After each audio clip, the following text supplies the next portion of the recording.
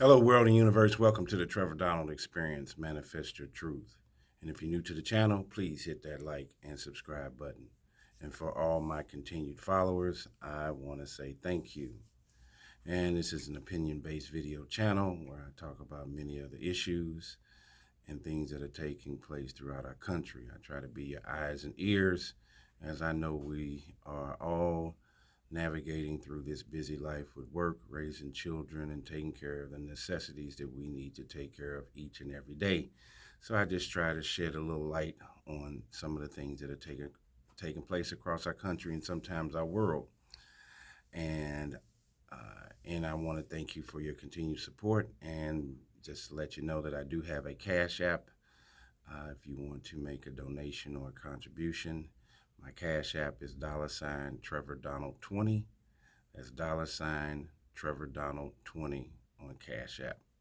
Any contributions or support is much appreciated to keep this channel vibrant. And with all this trepidation and crazy things that are taking place at some of these high schools, I mentioned a case that took place last Friday where a 15-year-old girl beat up another 15-year-old girl, but also smashed her head into the asphalt and the concrete of a street. And now the young lady, the victim, is in ICU here in St. Louis, and the perpetrator, the 15-year-old perpetrator, has been charged, has gotten locked up and has been charged as an adult. And many of these kids are doing very, very dangerous and harmful things to each other. There's a heavy preponderance of anger that is being illustrated to each other, which is not making any sense. But for young people and for these parents that are listening to my channel, there is a place for you if you want to contribute to negative, harmful behavior to each other. And if you want to get the bag by any means necessary. And those two places are either the cemetery or the penitentiary. And I want to talk about some of the crazy things that are taking place inside of our jail systems and how prisoners are treated very badly. And this should be a wake-up call to all young people that are out here committing crimes and doing harm and thinking that going from the streets to the penitentiary is going to be even easier, and it's not. You're going to end up in a system where you're subservient and abuse is taking place all over the place. And this comes right out of California, where the feds raided a California federal prison for abuse. And it was a female prison, and this just happened this week. It says, Warden is ousted as FBI raids California's women's prison known as the Rape Club, the R Club. FBI agents raided a federal women's prison in California this week, so plagued by sexual abuse that it was known among inmates and workers as the Rape Club. The action coincided with the ouster of the new warden from the Federal Correctional Institute in Dublin. This is in California. Warden Art Dulgov, just a few months into his tenure, and 3 other top managers were removed from their positions Monday by the Federal Bureau of Prisoners. Dulgov was the 3rd new leader of the low-security prison since Warden Ray T. Garcia, who, along with more than half a dozen employees, was convicted of SA, multiple women serving time there, so assaulting. This was the previous warden. Now remember the name Garcia. Dulgov and staff are accused of retaliating against an inmate who testified in January in a class action lawsuit that alleges horrific abuse and exploitation at the prison, with rampant SA of incarcerated persons, according to a court filing. The developments are the latest twist in a years-long scandal surrounding the facility. Since an FBI investigation was launched and resulted in arrest in 2021, 8 FCI Dublin employees have been charged with sexually abusing inmates. 8 of them.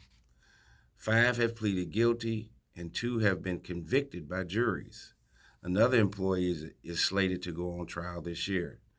Why he or she would go on trial after 7 of them got found guilty is beyond me. Last year, Garcia, who was the previous warden, was sentenced to 70 months in prison for sexually abusing incarcerated women and lying to the FBI as part of a cover-up. This is the warden. The warden of a jail or a prison is like the governor of a state. And if he is perpetuating illegal activity, there is a negative pattern and culture that's being cultivated in these prisons. And to take advantage of these female prisons when you have all these male correctional officers and superiors, it creates an imbalance where many times you'll see men that will take advantage of these women that are in a time of need and in a time of help. It's wrong. And thankful for the woke movement that is exposing all of these men in power that are abusing women. It's not right. Legal experts say what has happened at the federal prison is indicative of the worst aspects of institutions with abusers in their midst. There is no accountability with some public entities, and the SA keeps festering and festering until it blows up, said attorney David Ring, who has handled high-profile SA litigations involving schools, facilities, and Hollywood studios. As I said, men in power taking advantage of women who are in an inferior position. They tend to shuffle the offenders, he said. Officials in prisons can be the worst because they are so jaded that all the complaints fall on deaf ears about the guards. Says, although FBI officials will not specify what triggered Monday's raid at the prison, an attorney for the federal government said in a court filing that it comes on the heels of allegations of retaliation against staff. According to the filing in the class action suit, the warden transferred an inmate who was a witness in a lawsuit against the prison. She said something, violating a judge's order that witnesses not be removed without the court's approval. So this warden had this witness removed for talking about the indiscretions at the prison without a judge's order. On Monday, Nancy T. McKinney, a top regional Bureau of Prison supervisor, was appointed interim warden of Dublin. She is the 4th person to hold the office since Garcia was removed, and this is in California. Bureau officials acknowledged the leadership change, saying recent developments have necessitated new executive employees be installed at the prison, whose inmates have included Lori Loughlin, the actress, Felicity Huffman, after their convictions in the college admission scandal. Remember with USC, faking their kids' SAT scores and their resumes to get them into USC. FBI spokeswoman Cameron Poland told the Times that the agency conducted court-authorized law enforcement activity at the location. In addition to paperwork, computers were removed from the prison, according to a source similar with the ongoing investigation. The raid comes as the number of women who have come forward in lawsuits against guards and staff alleging sexual abuse and retaliation has reached 63 inmates. That number, according to attorneys, is expected to surpass 100 complaints and complainants. No new officials have been charged in the investigation, which has spanned more than 3 years. It is a crime for any prison employee to have sexual activity with those incarcerated, and those behind bars cannot consent. Last month, KTVU reported that an incarcerated woman, Rhonda Fleming, was put in a special housing unit, a common prison punishment, and transferred to a facility in Los Angeles against a judge's order after she testified about the culture at FCI Dublin during a January hearing in a civil case filed on behalf of incarcerated persons at the prison. After learning of Fleming's transfer, U.S. District Court Judge Yvonne Gonzalez Rogers ordered prison authorities to return her to Dublin. So these wardens are just doing whatever they want to do. They transferring these prisoners that are telling on them, and without a judge's order, nobody's knowing where they're going. And I guess that these wardens feel like that they are the governors of the prison and can do whatever they want. In March 2023, the judge referred to the prison's culture of sexual abuse in sentencing Garcia, who was the previous warden, with whom she said had perpetuated that culture. A federal jury in Oakland found him guilty of 3 counts of sex with an incarcerated person, 4 counts of abusive sexual contact, and 1 count of lying to the FBI. They definitely don't like me to lie to them. They said he groped 3 incarcerated women and made them pose naked for photos. Before his sentencing, one of his victims told Garcia, "You are a predator and a pervert. You are a disgrace to the federal government." In 2022, one-time prison chaplain James Theodore Highhouse was convicted and sentenced to 7 years in prison for essaying a female inmate at FCI Dublin. Highhouse engaged in predatory conduct with at least 6 women from 2014 to 2019, according to prosecutors. He claimed God had brought them together, quoting the Bible and referencing King David's many wives as justification for his actions. Unbelievable. They are doing all kinds of stuff at this minimal security federal prison in California. There is a culture of rot at Dublin, another federal judge declared at Highhouse's sentencing. It is important the world see this egregious conduct and see this serious penalty. So this was the prison chaplain, and he's participating in assaulting and sexual misconduct with these inmates. Thank God they shed a light on this.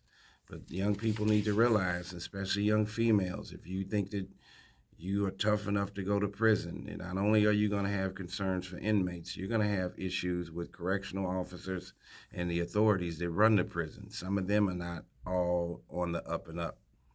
The class action lawsuit against the Bureau of Prisons alleges that FCI Dublin and other federal agencies failed to prevent, detect, and investigate sexual abuse, placing those being held at the prison at substantial risk of SA.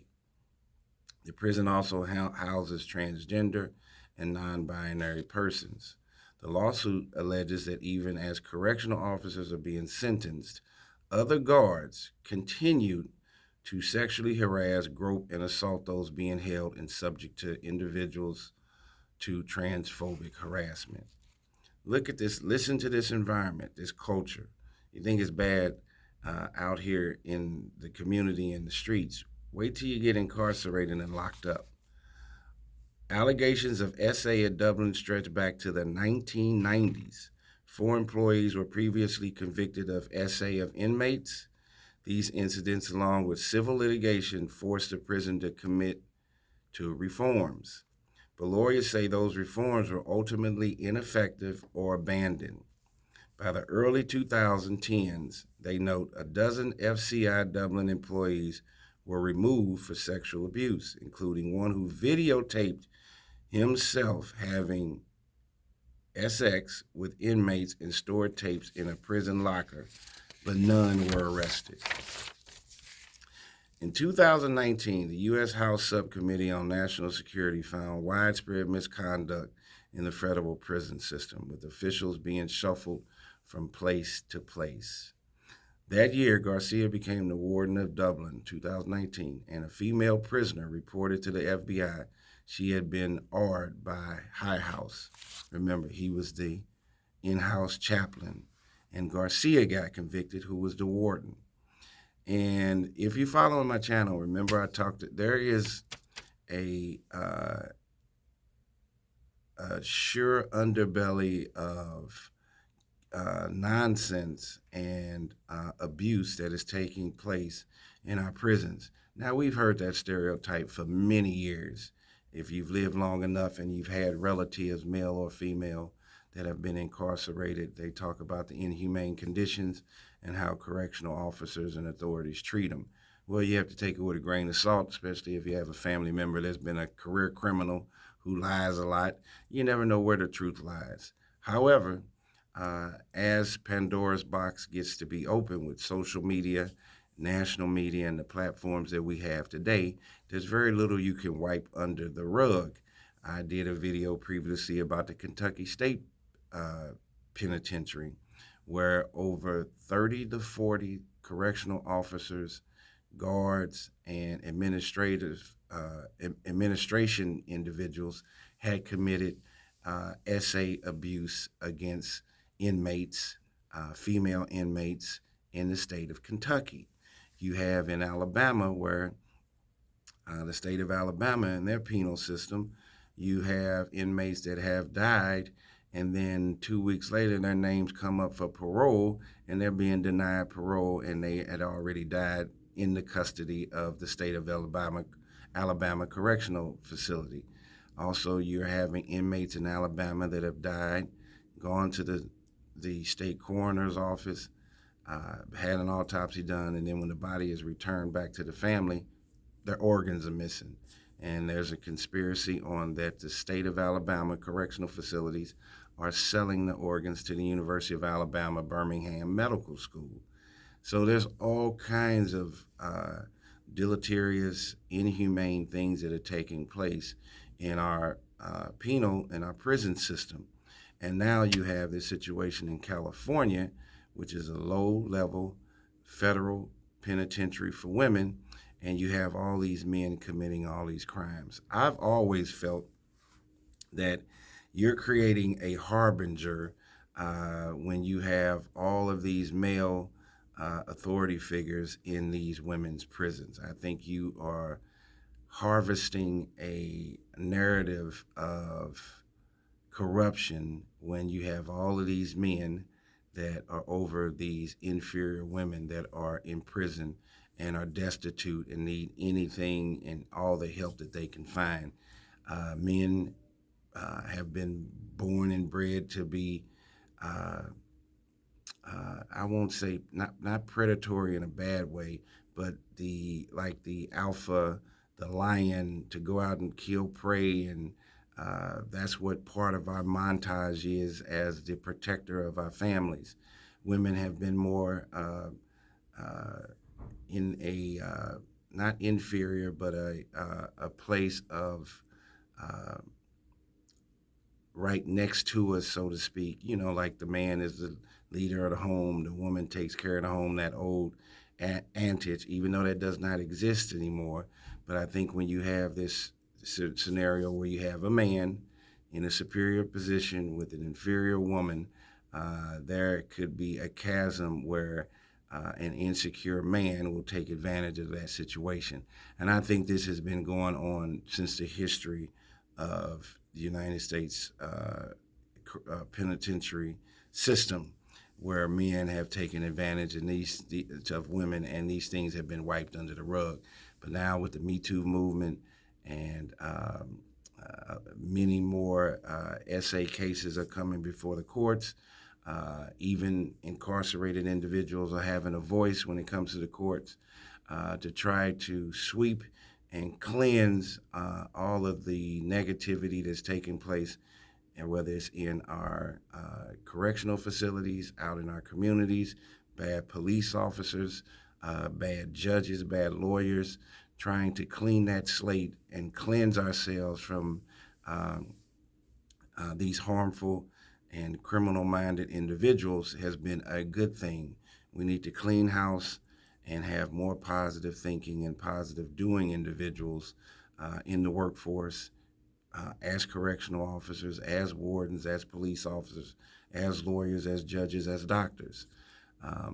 I think there should be more female correctional officers in female prisons. But the question may be, well, we can't find enough. Well, I think also you're not paying correctional officers enough. I think there's a certain level of disrespect. I don't think police officers are paid enough when they're leaving their homes every day, going out there, putting their lives on the line, and just trying to get back home. They've lost a lot of their respect in the community, the same way with teachers. I don't think teachers are paid enough for the responsibilities they deal with. We're dealing with 200 and 300 kids a week, teaching 4 and 5 different classes, all the issues that kids are coming to school with. They have to be a mentor, a teacher, a partial psychologist, social worker, coach. There's a lot that's in their bag that they have to handle to deal with kids that have a plethora of positive and negative issues. They need to be appreciated more, and they're not over glamorized babysitters. People look at correctional officers as the same thing, over glamorized babysitters for incarcerated individuals. And there's more to the job than that. There's a psychology component, there's a mentoring component. There's a component of being able to use your words in the right way to keep and suppress negative activity that takes place or could take place, or harmful activity that could take place in a prison setting. So there's a multitude of things that correctional officers and administrators do in a prison. They also, when they leave the home and go to work, they're not sure they're coming back. So I think you need to up the pay. I think there should be more women. There should be female wardens at female penitentiaries, federal and state. And I think this will wipe away a lot of this SA abuse that is taking place with male superior administrators and correctional officers with female inmates. This is a sad commentary to take advantage of someone like that. These are all people's daughters, and even in male prisons, people's sons. We're losing our humanity each and every day. When we look across the room or the way at someone, it's almost like you don't see that person as being human, having blood, feels pain, feels joy, feels love, just like you do. We're losing our humanity each and every day. There's a thin line between life and death today. This misconduct needs to shed a light. If you do commit a crime, you're still a human being and you deserve a second chance, and to be treated with a certain level of humanity and quality of care, whether you're incarcerated or not. And this is a low-level minimum security prison. This is not murderers and people going to jail for life. But this egregiousness has been taking place for a long time, and more than one warden has been arrested and convicted for SA abuse on female inmates, and it needs to stop. I think it's good that they have a female warden there. They need more female correctional officers. And I'm saying to young people today that are committing crimes, they have a place for you. And if you think that life is tough out here in the community and on the street, just wait till you go to prison. You think your civil liberties and you can talk any way you want to people out here freely on the streets. That's not going to take place when you end up in prison. It's a whole different bag of worms, and you will have an eye opener. Your freedom is way more important in how you spend your time than sitting in a cell being incarcerated and being told what to do each and every day. So anyway, tell me what you think, my fellow listeners. This is about a warden that's been ousted, and the FBI raided a California women's prison in Dublin, California, and how they need to change the culture in many of these prisons throughout our country. This has been the Trevor Donald Experience. Manifest your truth in a positive, righteous, and God-fearing way.